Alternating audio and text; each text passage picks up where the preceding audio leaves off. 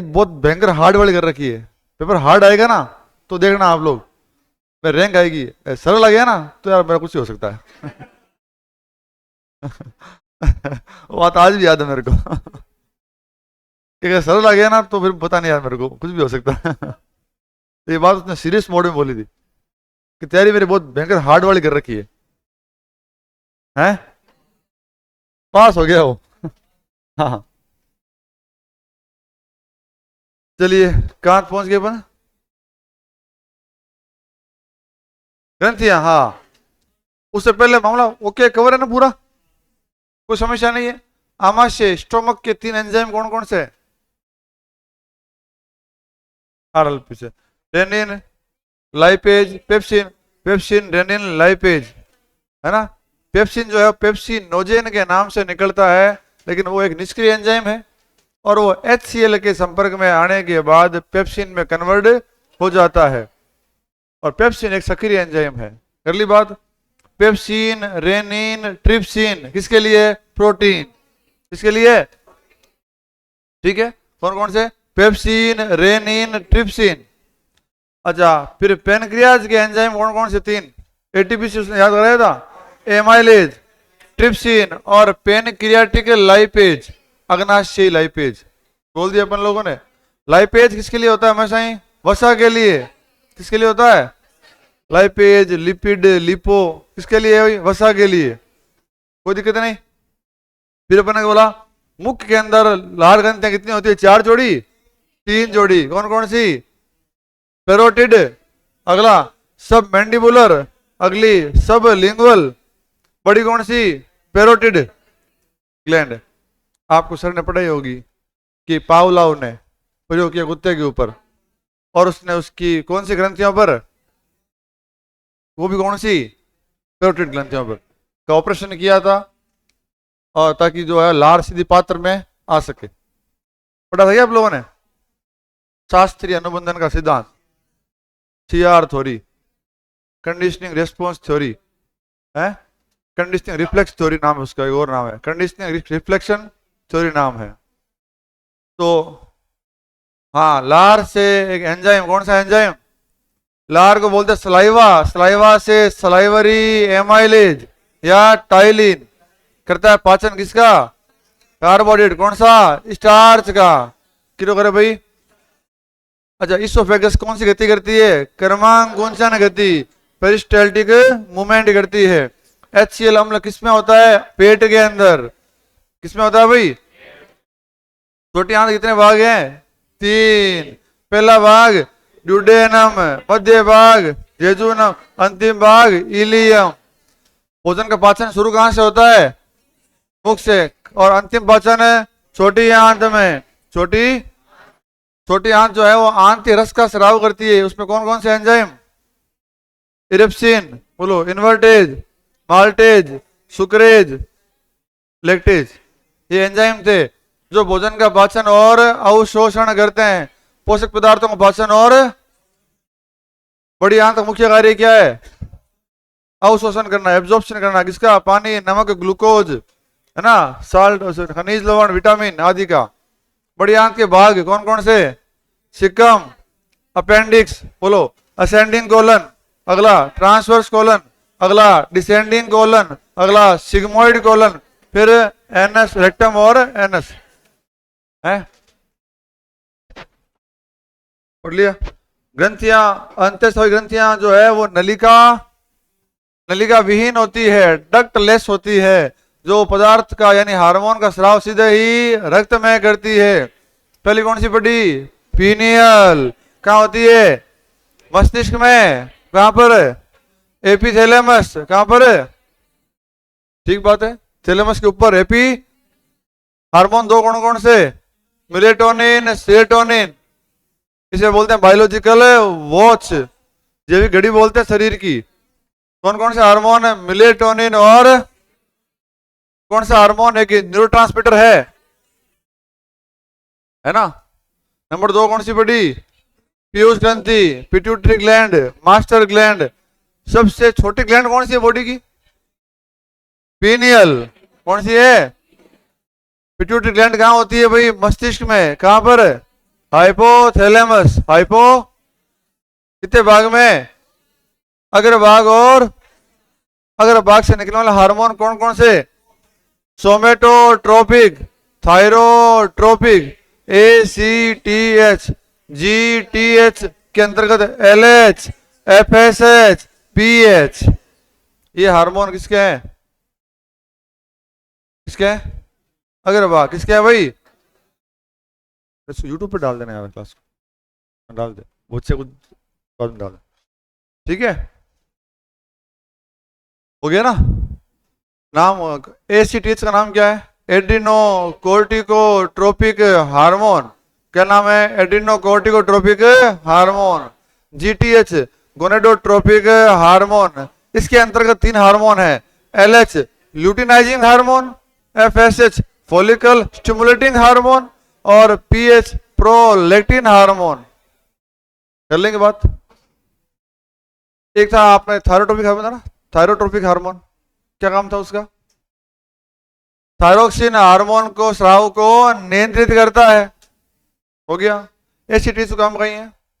ACTH adrenal ग्रंथि से निकलने वाले कोर्टेक्स हार्मोन को कोर्टिसोल। कौन से हार्मोन को? चलिए आगे बात करते हैं। हाँ जी,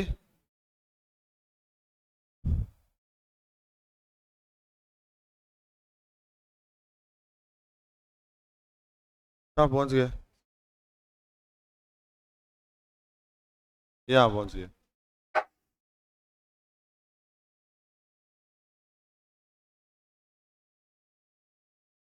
सारी बात कर ली ना ये वाली?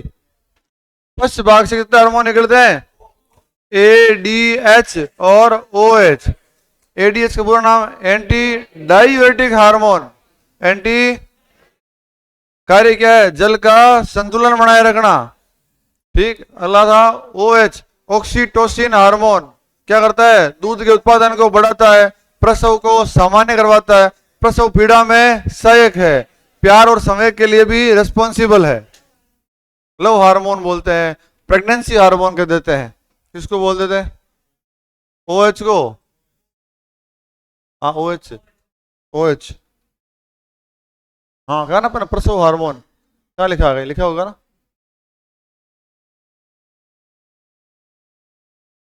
है क्या? इसमें तो कह रहा हूँ। अच्छा इसमें लिखा है ना ये वाली, ये रहा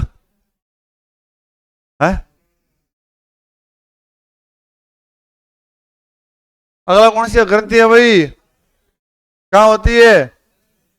गले में। कहाँ होती है? गले में तो होती है ट्रेकिया। तो ट्रेकिया किधर है? ये है ना, जहाँ ट्रेकिया होते हैं ना, ट्रेकिया, ट्रेकिया के दोनों ओर है। ग्रंथि कितनी है सर? एक। ग्रंथि कितनी है? कितने खंडों में है? 2 खंड में है। ठीक। ये ट्रेकिया है, इधर भी है, ये इधर भी है।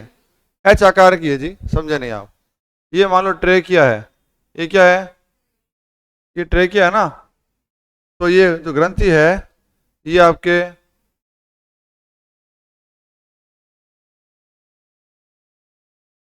समझ गए बात को? ग्रंथि एक ही है, कितने भाग में है? बटरफ्लाई शेप कह दो या H शेप कह दो, दोनों नाम लिखे मिलते हैं। आकार कैसा है? बटरफ्लाई के जैसा या H के आकार का है। कितनी संख्या में? अरे एक। कितनी संख्या में? कितने भाग है? 2 भाग है। हार्मोन का नाम थायरोक्सिन हार्मोन। क्या नाम है? हार्मोन कौन सा है भाई? थायरोक्सिन है। अगला सवाल बनता है कि ये बॉडी की सबसे बड़ी एंडोक्राइन ग्लैंड है, कौन सी? क्या सबसे बड़ी अंतःस्रावी ग्रंथि? छोटी कौन सी थी? पीनियल। छोटी कौन सी थी? बड़ी कौन सी है? सिर्फ मैं बात कर रहा हूं एंडोक्राइन की, अंतःस्रावी की बात कर रहा हूं। यूं बात करेंगे तो बॉडी की सबसे बड़ी ग्लैंड कौन सी है? लीवर है। कौन सी है? लीवर जो है वो लार्जेस्ट ग्लैंड है बॉडी की, लेकिन वो अंतःस्रावी नहीं है। समझ गए बात को? तो सबसे क्या है भाई? बड़ी अंतःस्रावी कहां पर है? पता कर लिया अपने। ट्रेकिया के दोनों ओर। कहां पर है? गले में। संख्या 1 भाग। हार्मोन का नाम? इससे कंट्रोल करता है कौन? और बोलो, सॉरी, थायरोट्रोपिक कौन सा? थायरोट्रोपिक कहां से निकलता है? पीयूष ग्रंथि से। कहां से निकलता है? आओ, कार्य, इसका मुख्य कार्य है भोजन का मेटाबॉलिज्म करना। क्या करना? भोजन का मेटाबॉलिज्म बढ़ाना अपन ने, एनाबॉलिज्म और केटाबॉलिज्म, एनाबॉलिज्म और catabolism, anabolism, anabolism plus catabolism is equal to भोजन में आए पोषक पदार्थों का शरीर में ऊर्जा के रूप में संग्रहण व ऊर्जा के रूप में उपयोग, खर्च होना। क्या कहलाता है? ये क्या काम करती है ग्रंथि भाई? भोजन का, ठीक बात है। यानी अगर ये हार्मोन का स्राव नहीं हो, कम हो, तो आपका क्या बिगड़ जाएगा? मेटाबॉलिज्म बिगड़ जाएगा और आपकी सेहत के ऊपर क्या पड़ेगा? उल्टा प्रभाव पड़ेगा। अगर हार्मोन का स्राव कम हुआ तो बिगड़ जाएगा, ज्यादा हुआ तो भी, इससे आप पतले और मोटे हो सकते हैं। क्या हो सकते हैं? किस ग्रंथि से? ओके, बोला कैसे? बात करते हैं कमी से होने वाले रोग। बच्चों में या गर्भवती माता में अगर हार्मोन की क्या होती है? कमी, तो बच्चा जो है वो सामान्य पैदा नहीं होता। अगर गर्भवती माता के शरीर में अगर कमी है थायरोक्सिन की, तो हो सकता है, चांसेज है, ऐसा नहीं तो हो गई होगा कोई। बाकी तो बताइए डॉक्टर साहब, बताइए अपन आप लिखी बात पढ़ सका। अगर कमी है तो बच्चा जो है वो सामान्य पैदा, उस मतलब क्रेटिनिज्म, क्या बोलते हैं? क्रेटिनिज्म, जड़ वामनता, बच्चा का जो है माथा वागा मुंडो उंडो हुई चपटो हुई बिरो, छोटो हुई मातो चपटो हुई। मंगोलिया होता है, मंगोलिया लोग होता है ना, चपटा माता कर बेला को हुई। अच्छा, फिर IQ जो IQ वो 25-30 के आसपास रही, बिल्कुल ही जड़ जड़ बुद्धि के आसपास रही। यानी वो उससे बोलते हैं जड़ वामनता। रोग का नाम क्या? जड़ वामनता। जड़, इस प्रकार का बच्चा जो है अपने दैनिक कार्य भी स्वयं से नहीं कर पाएगा। स्वयं से बच्चों के मस्तिष्क विकास में क्या करती है? छोड़ देना, ये छोड़ देना ना भाई, ये इंपॉर्टेंट है भाई। शरीर का तापमान क्या करती है? नियंत्रित। क्या करती है? तापमान। इसे बोल दूं क्या मैं? इसे बोल सकता हूं क्या?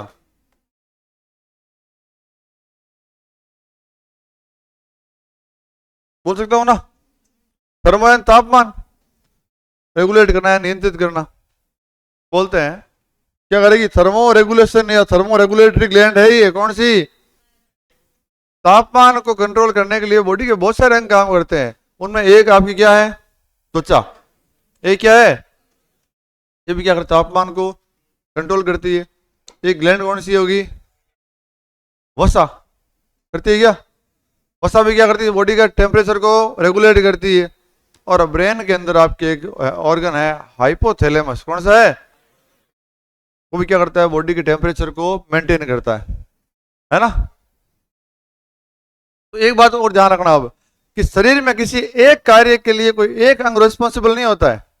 हो सकता है 2 अंग हो सकते हैं, 3 अंग हो सकते हैं, 4 हो सकते हैं। समझ गए बात को?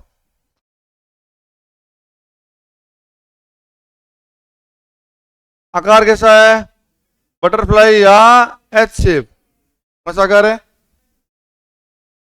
इस ग्रंथि के कम स्राव से बच्चों में कौन सा रोग? कौन सा रोग भाई? और वयस्कों के अंदर मिक्सोडेमा। कौन सा? मिक्सोडेमा। कौन सा भाई? बच्चों में अगर कम स्राव हुआ है तो कौन सा रोग? बच्चा मंद बुद्धि या जड़ वामनता, जड़। और वयस्कों के अंदर अगर क्या है? कम स्राव हुआ है तो क्या बोलेंगे इसको? मिक्सोडेमा। मिक्सो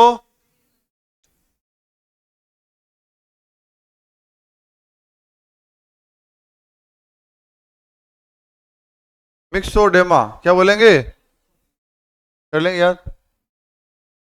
अच्छा, ठीक है, तो अपन ध्यान पड़ के क्या मामला है, मंद बुद्धि हो जाए, इसमें आदमी जो है वो मोटा हो जाएगा, बैंकर वाला। कहते हैं ना कि आदमी कहीं उड़ी है, थायराइड उड़ी है, कौन क्या? ये आदमी कहीं समस्या है, थायराइड की समस्या है, पर समस्या है कि स्राव कम हुआ है हार्मोन को, तो भोजन को कहीं मेटाबॉलिज्म हु कौन पावे, तो वो जो भोजन है वो जमे बॉडी के महीने, ठीक है। तो आदमी कहीं बढ़े, मोटापा बढ़े, ऊर्जा के रूप में उपयोग कम हो पाता है, ठीक। इसलिए आदमी क्या बढ़ता है, फिर मोटापा बढ़ता है, ठीक है। अगर स्राव जो है वो अधिक होने लग गया ना हार्मोन का, तो आदमी का वजन जो है वो असामान्य गिर जाएगा। वजन, हार्मोन का स्राव अधिक तो मेटाबॉलिक रेट भी अधिक, समझ गए बात को। तो उस कंडीशन में क्या होगी, उसका ऊर्जा का बार बार शरण होगा, ऊर्जा खर्च ही खर्च होगी उसकी, ठीक है। तो ग्रंथियों का असंतुलन अगर है, इम्बैलेंस है, वो कम हो चाहे वो ज्यादा हो, दोनों ही क्या है, गड़बड़ है ना। तो हो गया भाई मिक्सोडिमा रोग, ये सवाल पूछा गया था, अभी पूछा, अभी लैब वाले एग्जाम में, लैब वाले में हाशिमोटो, ये पर लिखते हैं शुरू से ही क्या पूछा गया था, हाशिमोटो रोग का संबंध किस ग्रंथि से, किससे है, क्या ये थायराइड की, शरीर का इम्यून सिस्टम जो है अपने, वो गलती से अपने ग्रंथि पर क्या कर देता है, अटैक कर लेता है, तो उसे बोलते हैं थायराइड की आत्महत्या। क्या बोलते हैं, थायराइड की आत्महत्या या मृत्यु, समझ गए बात को, थायराइड की आत्महत्या या मृत्यु बोलते हैं, उसे क्या बोलते हैं भाई, हाशिमोटो, क्या बोलते हैं, ठीक है। शरीर का, आपका शरीर का इम्यून सिस्टम जो है वो गलती से अपने ही ग्लैंड के ऊपर क्या कर लेता है, अटैक कर लेता है, उसे क्या बोलते हैं, थायराइड की आत्महत्या, या कि रोग का नाम क्या है। तो अब ये क्या है, गेंगा, गेंगा का गोइटर है, गोइटर बोलते हैं ना, गलगंट क्या बोलते, गेंगा तो है, गलगंट रोग बोलते हैं क्या, इसमें गला जो है वो सूज जाता है। एक्चुअल में सूजता कौन है, ग्रंथि, ग्रंथि जो है सूज करके अपना आकार क्या कर लेती है, बड़ा कर लेती है। गेंगा रोग क्यों होता है, आयोडीन की कमी से होता है। अब देखो आयोडीन के अंदर होता है थायरोक्सिन हार्मोन, क्या होता है, आयोडीन जो होता है ना उसमें क्या होता है, थायरोक्सिन हार्मोन की मात्रा होती है, तो क्या करती है, बॉडी के अंदर थायरोक्सिन हार्मोन को बैलेंस करती है।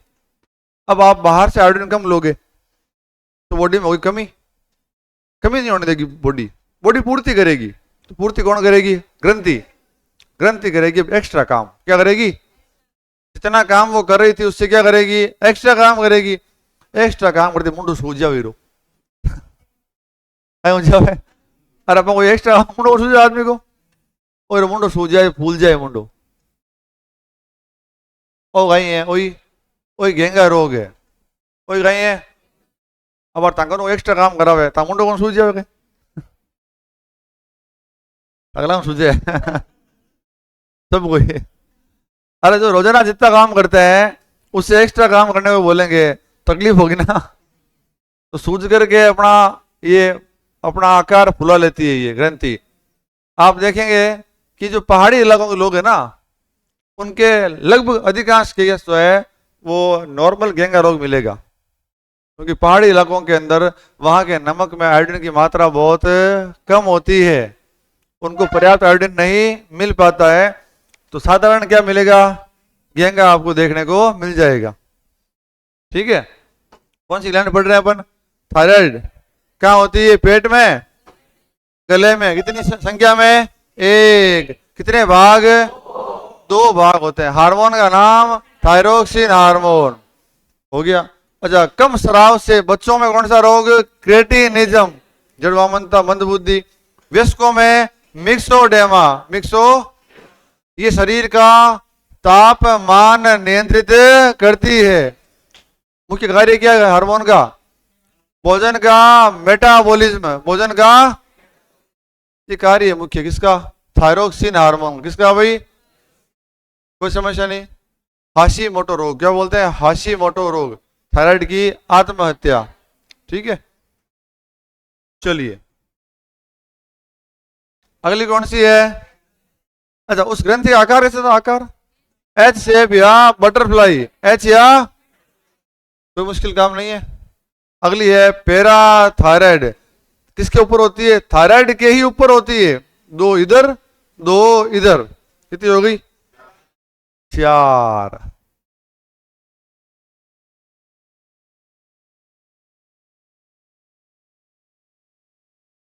आगे से ग्रंथि भाई, किसी थायराइड ग्रंथि है ना, किसी थायराइड, किसी भाई थायराइड, किसी किसी है पैराथायराइड, पैराथायरॉइड। समझ गए? कितनी होती है भाई संख्या में? 2 2। कहाँ कहाँ होती है? गले में तो होती है। कहाँ होती है? हार्मोन का नाम है पैराथार्मोन। क्या नाम है? नाम क्या हार्मोन का? कार्य कैल्शियम का मेटाबॉलिज्म। किसका? कैल्शियम होता है, कैल्शियम, कैल्शियम फास्फोरस सोडियम सुनते हैं अपन लोग। क्या ये खनिज लवण है क्या? कैल्शियम का मुख्य कार्य क्या है बॉडी में? एक काम, दो काम बता दिए। एक तो बनाया मांसपेशियों का संकुचन है, दूसरा हड्डियों का निर्माण, हड्डियों को मजबूती प्रदान, तीसरा दांतों का निर्माण, है कि नहीं है? चौथा रक्त में होता है। किसमें? रक्त के अंदर। ये मुख्य मुख्य स्थान है किसके? कैल्शियम के।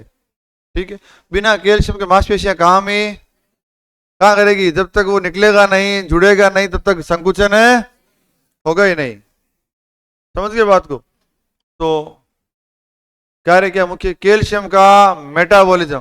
पहले ग्रंथि कौन सी पढ़ी? अभी थायराइड पढ़ी ना। कार्य भोजन का मेटाबॉलिज्म, इसका कैल्शियम का मेटाबॉलिज्म। अब बताओ, अगर ये हार्मोन सही से काम नहीं करेगा, कम स्राव होगा इसका, कम स्राव तो कैल्शियम का मेटाबॉलिज्म कम करेगा, तो बॉडी में कैल्शियम कम, बॉडी में कैल्शियम कम तो मांसपेशियां ढंग से काम, हड्डियां कमजोर हो जाएगी, है ना? हड्डियां, दो नुकसान हो गए अपने को। तो मांसपेशियां ढंग से काम नहीं करेगी, मांसपेशियों में एंटन, अकड़न आ जाएगी, मसल्स अकड़ जाएगी। उस रोग को बोलते हैं टिटेनी। क्या बोलते हैं? क्या बोलते हैं? टिटेनी। मांसपेशियों में एंटन आना, मांसपेशियों का अकड़ना, क्या बोलते हैं उसको? टिटेनी रोग बोलते हैं। इसके कम स्राव से, पैराथार्मोन के कम स्राव से ये रोग हो जाएगा। ओके। दूसरा, हड्डियों के अंदर कैल्शियम कम मिलेगा तो हड्डियां क्या रह जाएगी? कमजोर। हड्डियों के अंदर जो वो डेंसिटी, हड्डियों की बोन डेंसिटी वो कम हो जाएगी, हड्डियां पतली रहेगी, हड्डियां भारी नहीं रहेगी, हल्की रहेगी। हल्की हड्डी, पतली हड्डी, कमजोर हड्डी टूट जाएगी जल्दी भी, उसे बोलते हैं ऑस्टियोपोरोसिस। क्या बोलते हैं? पढ़ा अपन ने? ऑस्टियो मलेशिया पढ़ा गया, क्या पढ़ा? कोमल, क्यों? कारण विटामिन डी की कमी से, विटामिन पढ़ा अपन लोगों ने। एक और पढ़ा, ऑस्टियो माइलाइटिस। ऑस्टियो क्या था उसमें? संक्रमण था। क्या था? एक संक्रमण जो चोट लगने के कारण होता है, हड्डी की चोट के कारण होता है। ठीक है। ग्रंथि कौन सी पढ़ रहे हैं? पैराथायराइड। कहाँ होती है? दिमाग में। गले कितनी? 4। कार्य, सॉरी, हार्मोन पैराथार्मोन। कार्य कैल्शियम का मेटाबॉलिज्म, कैल्शियम का। आ जाओ, कम और अधिक बताओ। कम स्राव से होगा तो कैल्शियम कम होगा बॉडी में, तो उसे बोलते हैं कौन सा रोग? हड्डियां कमजोर होगी तो बोल दूं ऑस्टियोपोरोसिस। ऑस्टियोपोरोसिस। आ जाओ, अगर स्राव जो है वो अधिक होगा, सुनना, हाँ, तो वो कैसे बनेगी? सुनना, अगर अधिक स्राव हो गया हार्मोन का, कैल्शियम तो आप जो डेली लेते हो डाइट के अंदर वही ले रहे हो ना, अधिक कहां से लोगे? कैल्शियम तो कम खा रहे हो आप डाइट के अंदर, मील के अंदर, हार्मोन अधिक निकल रहा है, तो जो आप कैल्शियम ले रहे हो वो तो पाचन कर ही लेगा। अब हार्मोन ज्यादा निकल गया, उसे और कैल्शियम चाहिए, वो और कैल्शियम कहां से लेके आएगा? हड्डियों से, हड्डियों से निकाल के लेके आएगा, हड्डियों का क्षरण स्टार्ट हो जाएगा, उसे बोलते हैं कल्सिफिकेशन। एक था ओसिफिकेशन, एक होता है कल्सिफिकेशन।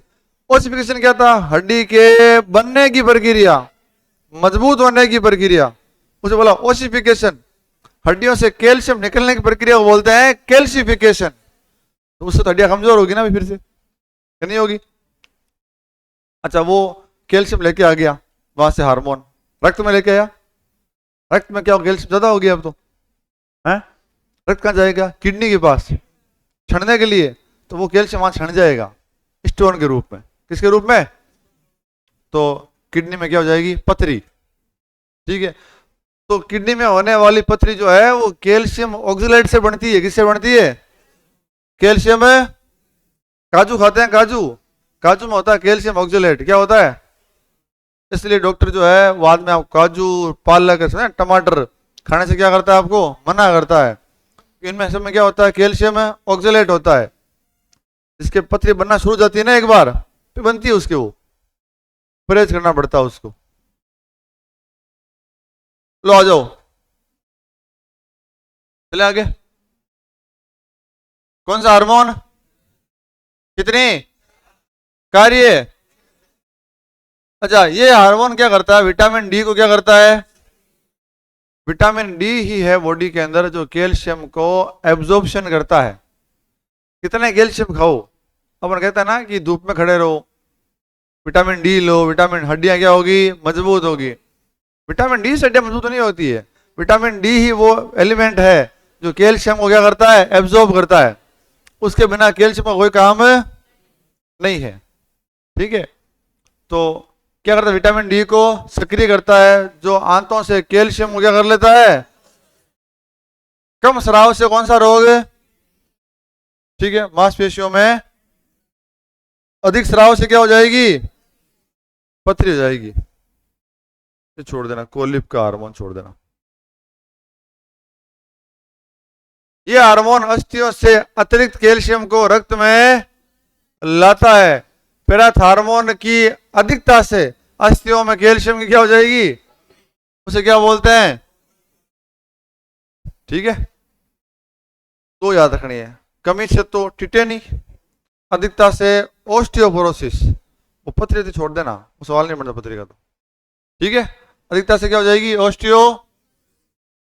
अगली कौन सी ग्रंथि है, छाती में घट हुआ है, ट्रेकिया, ट्रेकिया ट्रेकिया ट्रेकिया आगे बढ़ गई किसके अंदर, ब्रोंकस की बढ़ गई है, नाक, pharynx, larynx, trachea, bronchus, bronchioles, alveoli, है ना। तो ट्रेकिया जहां पर दो भाग बढ़ती है, या छाती हो गई, तो वहां पर ग्रंथि होती है कौन सी आपकी, थाइमस। इसे चाइल्डहुड ग्लैंड बोलते हैं। क्या बोलते हैं, बच्चों में एक्टिव होती है ये, बच्चों में। और इसका हार्मोन जो है, नाम क्या है ग्रंथि का, थाइमस। तो थाइमोसिन, क्या बोलते हैं, ग्रंथियों का नाम पर ही है ना। पहले पढ़ी अपने कौन सी, थायराइड पढ़ी, थायरोक्सिन, फिर पढ़ी पैराथायराइड, पैराथार्मोन, थाइमस का थाइमोसिन, हार्मोन हो गया। कार्य, रोग, बच्चों में रोग प्रतिरोधक क्षमता के लिए रेस्पॉन्सिबल या उत्तरदायी होता है। बच्चों में इम्यून सिस्टम को क्या करने के लिए, मेंटेन करने के लिए रिस्पॉन्सिबल होता है कौन, कौन सा भाई, ठीक बात, थाइमोसिन हार्मोन। ठीक, एक बात और, टी लिम्फोसाइट लिखिएगा, टी लिम्फोसाइट का प्रशिक्षण, कहीं ये नाम पता क्या, लिम्फोसाइट कहा, डब्ल्यूबीसी के है ना भाग था, लिम्फोसाइट। ल्यूकोसाइट का ही तो भाग है लिम्फोसाइट, टी लिम्फोसाइट और बी लिम्फोसाइट, बी माने बीटा, पढ़ा। तो बी करता है बैक्टीरिया के लिए काम, टी करता है वायरस के लिए काम। तो टी लिम्फोसाइट का जो क्या है, ट्रेनिंग सेंटर है ये। क्या है भाई, बनता है या नहीं है, बनता तो कहाँ है, बोन मैरो में बनता है, ये आकर ट्रेनिंग लेता है ये, किसके पास, थाइमस के पास।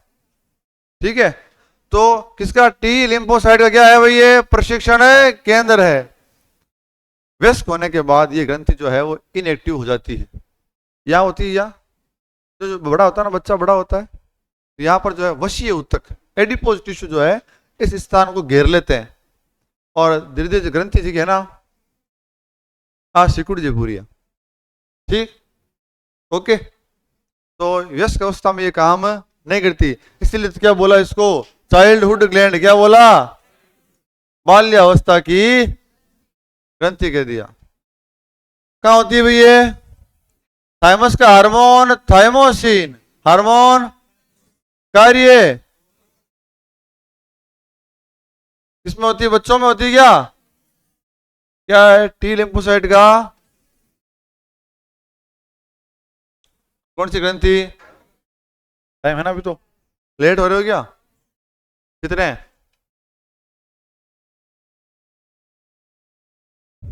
लास्ट पढ़ लेता हूं बस, 2 लाइन पढ़ूंगा, सिर्फ 2 लाइन। कौन सी ग्रंथि है, अग्नाशय, तथा इसको गहरा नहीं पढ़ूंगा आपको, 2 लाइन खत्म कर दूंगा इसको। पेनक्रियाज क्या होती है, पेट में, हाँ पेट वाले क्षेत्र में होती है, पेट के जस्ट पीछे, आमाशय जस्ट किधर होती है, बैक साइड के अंदर होती है। पेनक्रियाज के अंदर कुछ विशेष कोशिकाएं हैं जिन्हें बोलते हैं आइलेट ऑफ लैंगरहैंस, क्या आइलेट ऑफ लैंगरहैंस द्वीपिकाएं, लैंगरहैंस कोशिकाएं, ठीक है, के नाम क्या है ये, अरे लैंगरहैंस तो वैज्ञानिक का नाम है, उसने खोज की थी, तो नाम रखा लैंगरहैंस द्वीप समूह, क्या रखा नाम, आइलेट्स, आइलेट्स ऑफ लैंगरहैंस, ठीक बात है। तो लैंगरहैंस सेल्स जो है ना वो अल्फा, बीटा, डेल्टा और एफ सेल 4 होती है। मैं आपको 2 याद करूंगा, अल्फा और बीटा, अल्फा और अलग अलग हार्मोन है। अल्फा से निकलता है ग्लूकागोन, क्या निकलता है, अल्फा से कौन सा, ग्लूकागोन, बीटा से इंसुलिन, कौन सा, नाम सुना सबने, सब जानते हैं क्या, इसे बोलते हैं एंटी डायबिटिक हार्मोन, क्या बोलते हैं, एंटी डायबिटीज के एंटी है ये, डायबिटीज को क्या करता है, कम करता है। डायबिटीज क्या है, शुगर, रक्त में शुगर की मात्रा का बढ़ जाना, ये क्या है, डायबिटीज कहलाता है। अब वो शुगर की मात्रा क्यों बढ़ती है, क्योंकि पेनक्रियाज जो है वो इंसुलिन का स्राव कम करती है। अब सुना, इंसुलिन क्या करता है, शुगर को खा लेता है, शुगर को खा जाएगा, अधिक शुगर होगा ना ब्लड के अंदर, उससे क्या कर देगा, खा लेगा, पचा लेगा, तो बॉडी में क्या रहेगी, शुगर मेंटेन रहेगी। अगर शुगर बढ़ गई ब्लड के अंदर तो उसे बोलेंगे शुगर, अरे डायबिटीज, मधुमेह, क्या बोलेंगे, तो क्या मान शुगर होगी, शुगर कट होगी, रक्त में होगी शुगर, मात्रा क्या हो गई, ज्यादा हो गई। क्या बोलते हैं इंसुलिन को, एंटी डायबिटिक हार्मोन। ग्लूकागोन क्या काम करता है, शुगर के लेवल को बढ़ाता है। हाँ, अगर बॉडी के अंदर क्या हो गई, शुगर की मात्रा कम हो गई ना, तो ग्लूकोज, शुगर, शर्करा, समझ गए बात को। तो ग्लूकागोन क्या करता है, रक्त में शुगर का लेवल बढ़ाता है, इंसुलिन कम करता है, ठीक है। अच्छा, 2 टर्म है रक्त में शुगर कम और ज्यादा के लिए, शुगर लिए नहीं, ग्लाइसीमिया, क्या बोलते हैं, सुना, हाइपरग्लाइसीमिया और हाइपोग्लाइसीमिया। अधिक के लिए क्या है, हाइपर, कम के लिए हाइपो। शुगर डायबिटीज को बोलते हैं हाइपर ग्लाइसीमिया, क्या बोलते हैं, डायबिटीज को बोलते हैं हाइपर।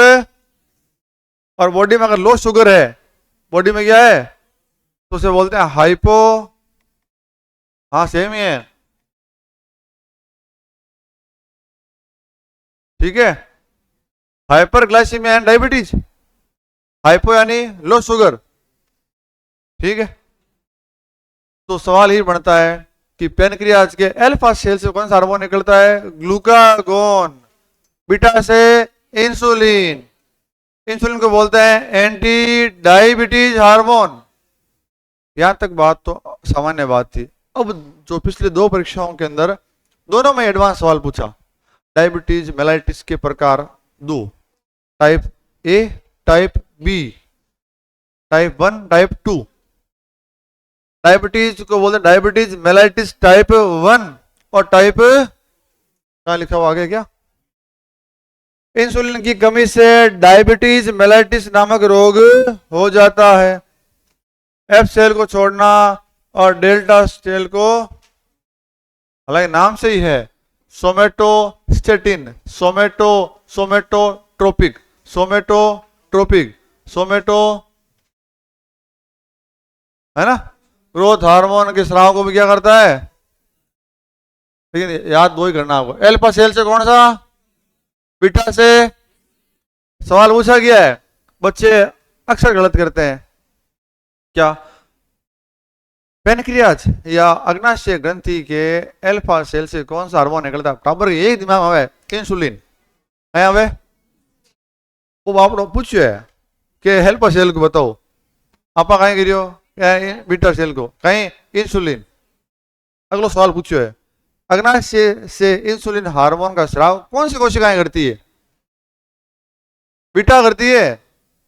समझ गए बात को।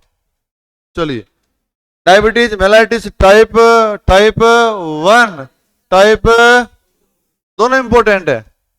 क्या सवाल पूछा, एक का सवाल था इंसुलिन निर्भर, एक है गैर इंसुलिन निर्भर। वो क्या मामलो है, और सुनो और लो। डायबिटीज टाइप 1, इसमें आपकी बॉडी की बीटा सेल जो है वो खराब हो जाएगी। बीटा सेल का विनाश लिखा है ना, विनाश। बीटा सेल जब खराब होगी तो इंसुलिन बनेगा ही नहीं। इंसुलिन है तो इसका मतलब बॉडी के अंदर जो डायबिटीज हुई है वो प्रॉपरली इंसुलिन पर निर्भर है कि नहीं है, इंसुलिन पर क्या है वो निर्भर है, तो उसे बोलते हैं इंसुलिन निर्भर। क्या बोलते हैं, इंसुलिन